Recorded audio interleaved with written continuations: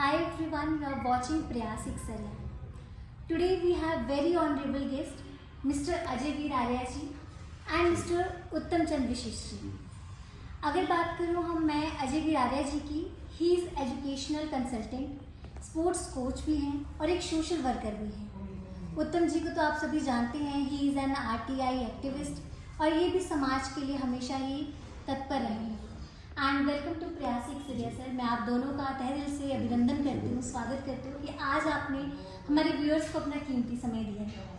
तो जैसे कि आप चंबा आए हैं, हमारे देवभूमि में आए हैं, तो मैं पहले जानना चाहूँगी थोड़ा सा आप अपने बारे में ब्रीफ इंट्रोडक्शन दीजिएगा हमारे दर्शकों को, ताकि वो आपको जान सकें। जी, मैं बेसिकली गाजियाबाद से बिलोंग करता हूँ, जो कि उत्तर प्रदेश के अंदर आता है, और मैं दिल्ली में लेक्चरर हूँ।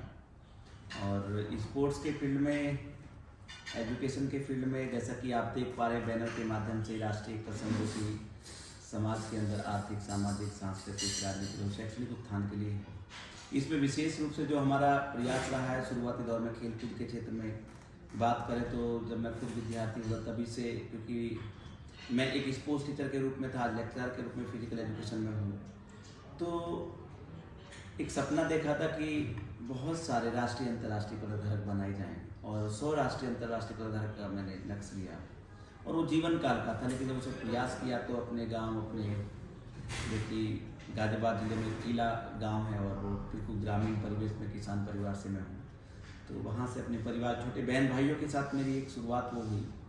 और जब शुरुआत थी तो जैसा कि गांव के अंदर होता है, कुछ अलग तरह करते हैं, जिसमें कि जब छोटे बड़े को हम गाँव की नहर पर दौड़ा रहे थे, वहीं साथ साथ घर के बाड़े में कबड्डी खिला रहे थे।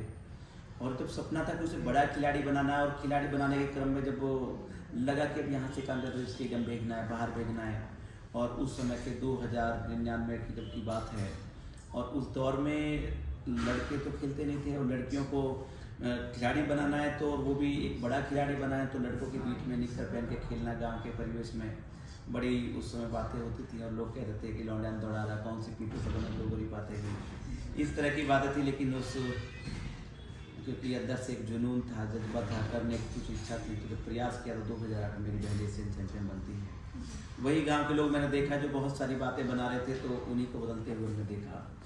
वही फिर ढोल नगाड़े से स्वागत करते हैं, और लाखों लाखों रुपये पुरस्कार के रूप में देते हैं, हजारों रुपये जुटाते हैं। तो जो टारगेट जीवन काल का था वो मात्र 10, 12, 15 साल में जो है 100 राष्ट्रीय, अंतर्राष्ट्रीय बहुत सारे उपलब्धियों के साथ जो है खेलकूद के अंदर रहा।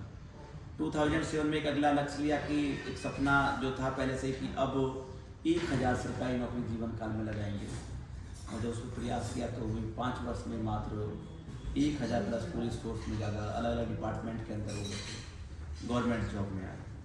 लेकिन जो इसके पीछे मूल मकसद है, वो मकसद जैसा कि बैनर से आप देख पा रहे हैं, ये सामाजिक संगठन है राष्ट्रीय एकता संघ, इसके माध्यम से समाज के अंदर कह सकते हैं, नाम से ही प्रदर्शित हो रहा है कि राष्ट्र की एकता। जैसे सर आपने अभी जिक्र किया अपने अभियान का कि घर घर लाइब्रेरी, गांव गांव लाइब्रेरी, तो सर ये कैसे पॉसिबल हो पाएगा? आपको क्या लगता है कि सरकार उतना सक्षम नहीं है कि वो लोगों के घर तक वो सुख सुविधा पहुंचा पा रही है? और आपने ये क्यों सोचा, और क्या मकसद था मेन इनिशिएटिव लेने का? अब सरकार के भरोसे जाए तो संभव नहीं है, उसमें तो सामाजिक रूप से ही अगर हम, होता क्या है कि एक एनवायरनमेंट बनाना होता है। अब अगर बच्चों को 10-20 बच्चे एक साथ बैठते हैं और एकांत, अब क्या है कि घर इस तरह के हैं, डिस्टर्बेंस है, ना चाह कर भी माता पिता के सहयोग में आना पड़ता है। जैसे मैं चंबा में देखता हूँ तो गाय, भैंस, बकरी, उस तरह का यहाँ पालन पोषण है। अब बच्चा पढ़ना भी चाहता है, उस बीच में डिस्टर्बेंस, कहीं ना कहीं कोई मेहमान आता है तो, और बीच में अगर कोई पशु निकल जाता है, कहीं जाता है, तो वो डिस्टर्बेंस है, पढ़ाई तो होगी नहीं। लेकिन कोई भी बड़ी उपलब्धि हासिल करने के लिए एनवायरनमेंट का बहुत बड़ा रोल है। और वो लाइब्रेरी के में एक शांत प्रिय मन से जब वो समूह में बैठते हैं, हमेशा समूह के अंदर उत्साह होता है, और उससे ऊर्जा भी जनरेट होती है। तो एक साथ जब बच्चा बैठेगा, हमने जो बात कही लाइब्रेरी, गाँव गाँव लाइब्रेरी की, तो ये अभियान 2007-08 से मेरे पिताजी ने पहली लाइब्रेरी मेरे ही गांव में बनाई, और उसके बाद 2012 से अभियान चल रहा है।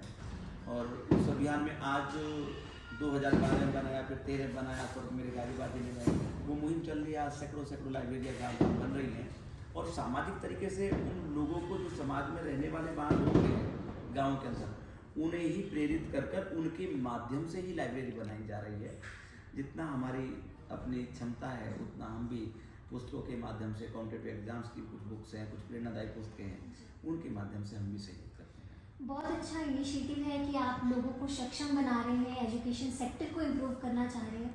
सर, जब आपने जिक्र किया कि आप जैसे यूपीएससी की आपने बात की जी, तो आज अधिकतर जो युवा है वो यूपीएससी और ऐसे स्टेट कॉम्पिटिटिव एग्जाम्स जी। में अपने आप को आगे शो कर रहा है, प्रेजेंट कर रहा है, मगर जब अनफॉर्चुनेटली वो उस चीज़ को अचीव नहीं कर पाता है तो एक युवा में बहुत से ऐसे ड्रॉबैक आ जाते हैं और वो आप कह सकते हैं मेंटली हरास्ट हो जाता है कि शायद मैं नहीं कर पाया या अचीव नहीं कर पाया।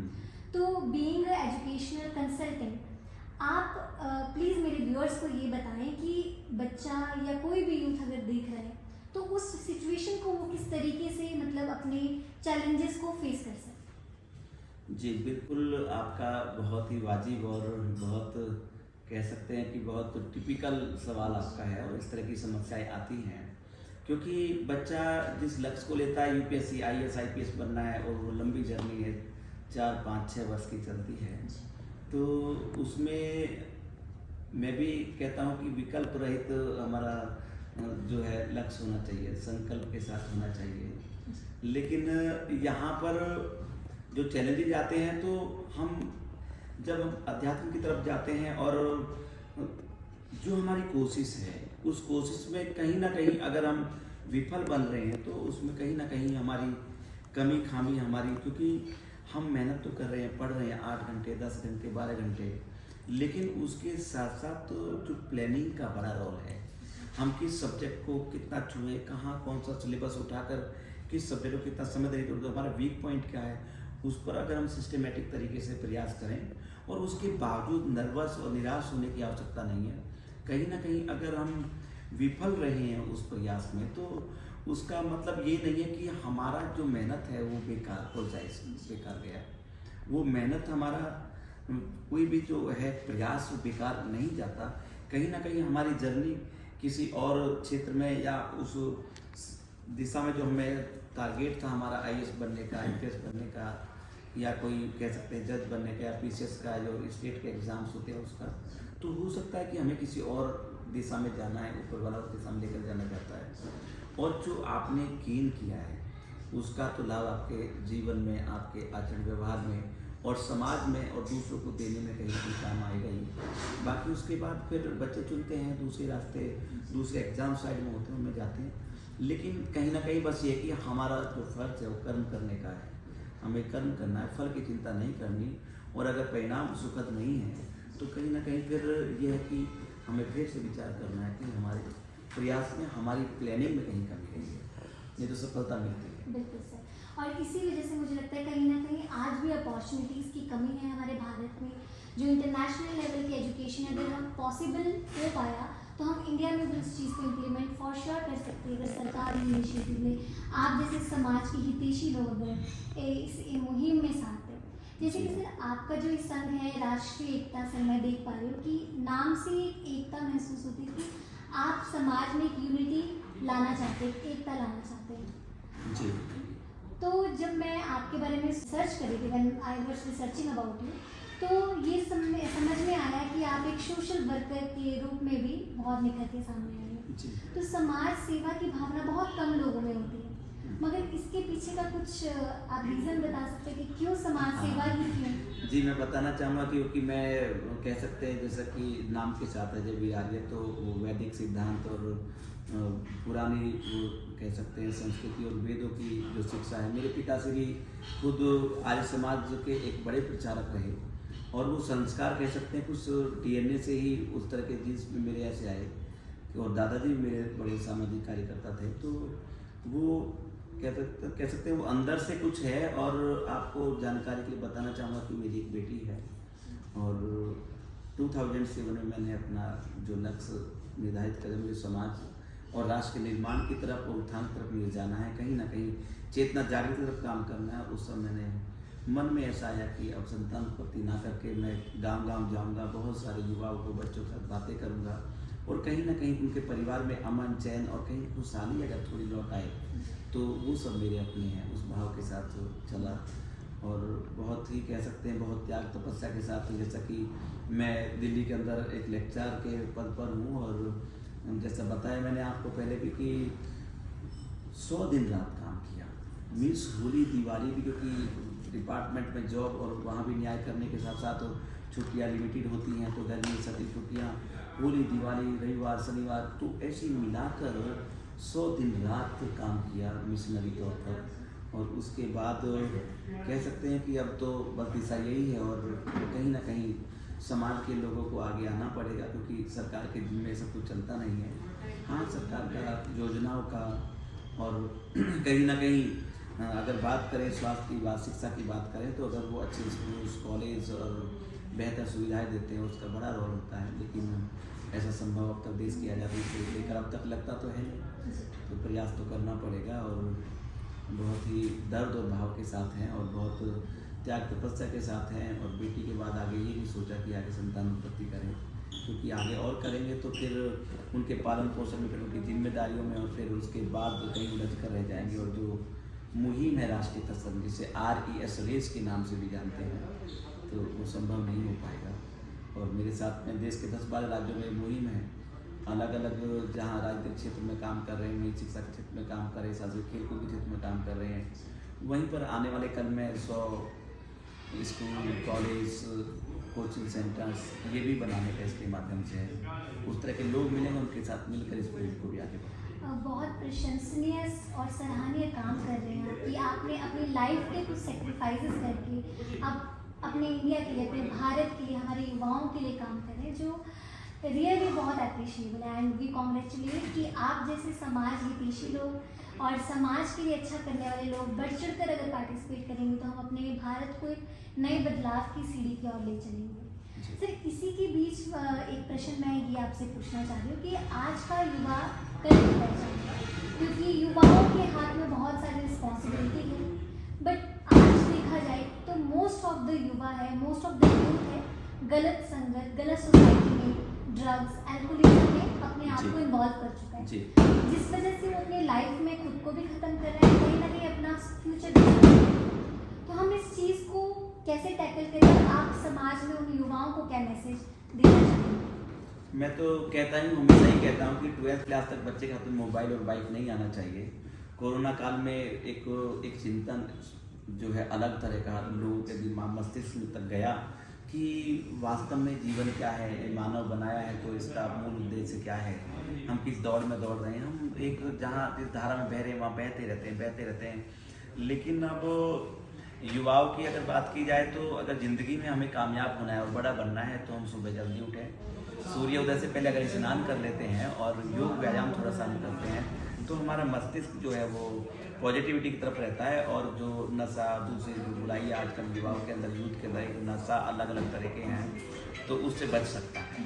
ये एक अच्छी कोशिश है। और बाकी जो संदेश की बात है तो मैं विद्यार्थी के लिए ये संदेश देना चाहूँगा कि जीवन में अगर वो सुबह सूर्य उदय से पहले स्नान कर ले, एक युवा क्या कोई व्यक्ति भी अगर डिसाइड करता है सूर्य से पहले अगर स्नान कर लेता है और थोड़ा सा योग व्यायाम एक्सरसाइज कर लेता है। और विद्यार्थी के लिए कहना चाहता हूँ कि साथ साथ विद्यार्थी अगर ज़िंदगी में अपने 4 सूत्र अगर वो अपना ले, पहला कि जब वो कक्षा और विद्यालय अध्यापक के साथ जब जुड़ता है, अपने गुरु के साथ जब जुड़ता है, तो वो कक्षा में मानसिक तौर पर, फिजिकली तो उपलब्ध हो जाता है, लेकिन कि आज मुझे कुछ मिलने वाला है ज़िंदगी में, कहीं मेरा जो सपना है वो कहीं पूरा होगा, उस भाव के साथ वो 2 मिनट पहले शारीरिक और मानसिक तौर पर सीखने और उसे सुनने की मानसिकता के साथ क्लास में आ जाए। दूसरा, जो हमारे जो गुरुजन हैं, मैडम सर लोग हैं, वो जो पढ़ाते हैं उसको वो ध्यानपूर्वक सुने और नोट डाउन करें। नोट डाउन करें तो जहाँ नोटबुक की आवश्यकता है उसमें नोट डाउन करें, वहीं साथ साथ वो आपका मन मस्तिष्क के अंदर नोट डाउन करें। अगर हम बात करें तीसरा, तो जो रोज का कार्य है वो रोज पूरा करें।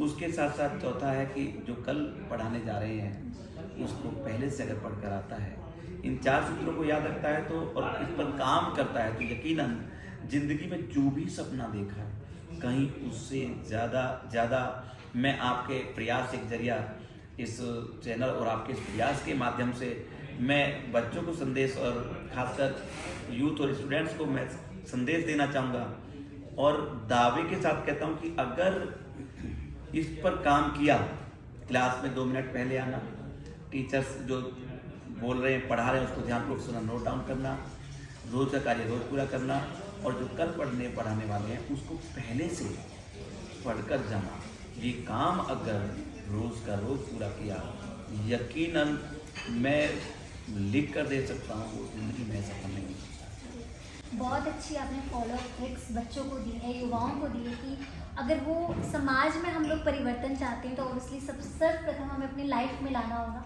अपने आप में लाना होगा। इसी के बीच आज हमारे साथ, जैसे मैंने पहले ही आपको बताया कि उत्तम विशिष्ट जी भी हमारे साथ मौजूद हैं। सर, मैं आपसे जानना चाहूँगी कि जिस तरीके से आप एक क्रांतिकार को, एक अपने जैसे और क्रांतिकार को चंबा की भूमि में लेकर आए हो, क्या पीछे का मकसद रहा और क्या आप सोचते हैं इस बारे में? कोऑपरेटिव और कॉरपोरेट्स में फ़र्क है। हम सिर्फ काम करते थे पैसे के लिए पहले, लेकिन जो इनके साथ जुड़ के महसूस हुआ, जो इनसे सीखने को मिला, तो मैं इनको मतलब जैसा मैंने आपको बताया कि एक भाई की तरह है, लेकिन मैं इनको गुरुजी ही हमेशा बोलता हूँ क्योंकि मैंने इनसे सीखा बहुत कुछ। इन्होंने सिखाया, इन्होंने जैसे आपको दे रहे हैं ऐसे सूत्र देते हैं, ये 2-3 सूत्र देंगे, उस सूत्र में आप अगर चलोगे तो साल भर के लिए आप उन सूत्रों में ही बने रहेंगे। एक तरह से आपको नई क्लास लेने की ज़रूरत नहीं है, ठीक है ना। तो क्योंकि ये डिसिप्लिन क्रिएट करते हैं और जैसे बात करें जो भी बच्चा इनके साथ एक बार मिल लेता है वो फिर जीवन भर इनको छोड़ता ही है।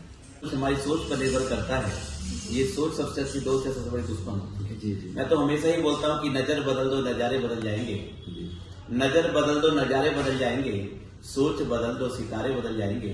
अरे जरूरत नहीं अब यूं ही किश्तियां रोज बदलने की, अरे जरूरत नहीं है अब यूं ही किश्तियां रोज बदलने की, बस अपनी सोच की दिशा को बदल दो, किनारे तो अपने आप बदल जाएंगे। सब कुछ हमारी सोच पर निर्भर करता है। और मैं सभी को बस ये कहना चाहूँगा कि बहुत सारे सपनों के साथ, बड़ी उम्मीदों के साथ हम आगे बढ़ रहे हैं और विद्यार्थियों को मैं ये कहना चाहूँगा कि धीरे धीरे आज हमने जो भी सोचा है, कल जब आप प्रयास करेंगे तो नए सपने, नई उम्मीदों के साथ आप आगे बढ़ेंगे बहुत ऊर्जावान तरीके से।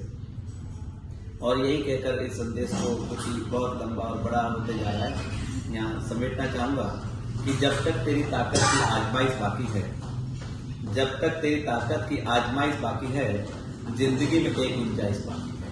अरे चाहे पूरी हो जाए तमन्ना सारी, अरे चाहे पूरी हो जाए तमन्ना सारी, जिंदगी में एक ख्वाहिश फिर भी बाकी है, फिर भी बाकी है, फिर भी बाकी है। ये ख्वाहिश का सिलसिला चलता रहेगा। बहुत सपनों के साथ, बहुत त्याग तपस्या के साथ हम यहाँ तक पहुँचे हैं।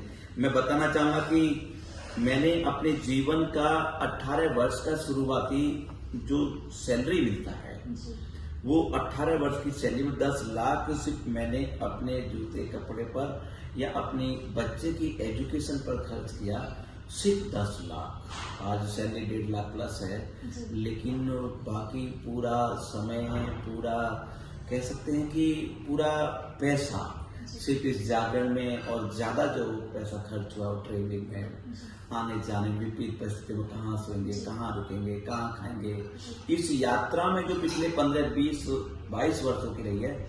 एक जानकारी और देना चाहेंगे कि हम होटल में नहीं रुके, आवश्यकता नहीं पड़ी। जहाँ गाँव में समाज के लोगों में जब गए तो वहाँ उनका जैसी उनकी क्षमता थी, जैसी स्थिति परिस्थिति, उसके अनुसार हमें रुकना रहना पड़ा और कहीं की सर दिक्कत नहीं आई, लेकिन बड़ी विपरीत परिस्थिति में भी काम किया है।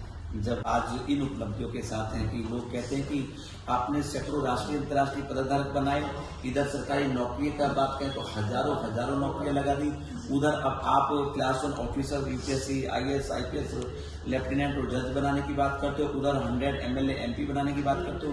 ये अलग अलग विधाएं हैं चारों, और आप मुझे देख पा रहे हैं तो उसमें ये बहुत सारी उपलब्धियों के बाद मैं आपसे बातें कर रहा हूँ। और संदेश जरूर, मैं चंबा में आज हूँ और पिछले 3-4 दिन से हूँ, तो और बहुत अच्छा लगा। लेकिन यहाँ की जो दुर्गम रास्ते हैं और उन पर चलकर और जैसी सोच है जो कम्युनिटी में हमें, विशेषकर हम गुर्जर कम्युनिटी के अंदर गए, वहाँ देखा 10वीं से ही बच्चा लेफ्ट आउट हो रहा, 10वीं आगे बढ़ नहीं रहा है। मैंने पूछा मुझे बताओ कोई बच्चा ऐसा हो जो 12वीं में पढ़ रहा हो या 12वीं कर लिया हो, तो अभी वैकेंसी आ रहा है पुलिस का भी, और एसटी कैटेगरी में आता है यहाँ का गुर्जर भी, और दूसरी बहुत सारी जाति असंख्यक जाति हैं, तो उन पर काम करने की आवश्यकता है। तो अब देखो बहुत सारे लोग मिले हैं यहाँ प्रयास काम करने से, और वो थोड़ा भी रिटर्न कॉल करते हैं तो हम यहाँ भी वो चमत्कारी परिणाम आपको नजर आएंगे बहुत जल्दी। बिल्कुल सर, हम आप यही कामना करते हैं आप जो अपना मिशन है उसमें ज़रूर सक्सेसफुल हुए। जैसे आप बेहतर कार्य कर रहे हैं आगे भी करते रहे, क्योंकि आज मुझे आपसे खुद को मोटिवेटेड फील कर रही हूँ कि आप लोगों का ऑरा ऐसा लगा। एंड यस, अगर आप जैसे कार्यकर्ता हमारे बीच आएंगे तो ज़रूर निश्चित ही और निसंदेह हम हमारे भारत में एक रेवोल्यूशन चेंज ला पाएंगे। बिल्कुल आएंगे। और इसी के साथ मैं आप सभी का दिल से शुक्रिया अदा करना चाहूँगी कि आपने प्रयासिक जरिया के लिए अपना कीमती समय आज निकाला है। और मैं युवाओं से भी यही संदेश देना चाहूँगी, युवाओं को भी, कि कृपा करके अपने एजुकेशनल एस्पेक्ट्स को इम्प्रूव कीजिए। ऐसे ऐसे कोचेज़ आपके बीच में हैं जिनसे आपको इंफॉर्मेटिव चीज़ें जानने को मिल सकती है। गुरु कोई भी हो, क्योंकि सबसे बड़ा समाज में जो सुधारक है वो एक गुरु है। आप भी गुरु हैं और कहीं ना कहीं आप भी गुरु हैं। तो समाज में बदलाव तभी आ पाएगा जब आप अपने आप में चेंज ला पाएंगे। यही रिक्वेस्ट करना चाहूँगी कि आज हमारे बीच इतने इम्पोर्टेंट और इंस्पिरेशनल शख्स मौजूद थे, बहुत कुछ जानने को मिला, सीखने को मिला आपके तजुर्बे से, आपके एक्सपर्टीज से। और यही आशा करते हैं कि जिस तरीके से आप हमारे चंबा के लिए एक सोच लेकर आए, एक परिवर्तन की सोच लेकर आए, हम जरूर उसमें सक्सेसफुल हो पाए और हम भी अपनी तरफ से खूब सहयोग करेंगे आपको। और यही कामना करते हैं कि आपका जो राष्ट्रीय एकता मंच है उसका एक अच्छा परिणाम हम सामने ला सकें। बस मैं यही संदेश देना चाहूँगा कि गांव-गांव लाइब्रेरी, पढ़ेगा भारत तो बढ़ेगा भारत। जरूर हम गांव-गांव में अपनी लाइब्रेरी बनाए, बच्चों के ऐसा स्थान बनाए जहाँ पर इकट्ठे होकर एक बड़े सोच के साथ तो बच्चा प्रयास कर सके। तो बहुत बहुत धन्यवाद आपका, आपने एक बहुत बेहतरीन कोशिश की और इस संदेश के माध्यम से निश्चित तौर पर एक जागृति और चेतना आई। Thank you very much, thank you so much, thank you.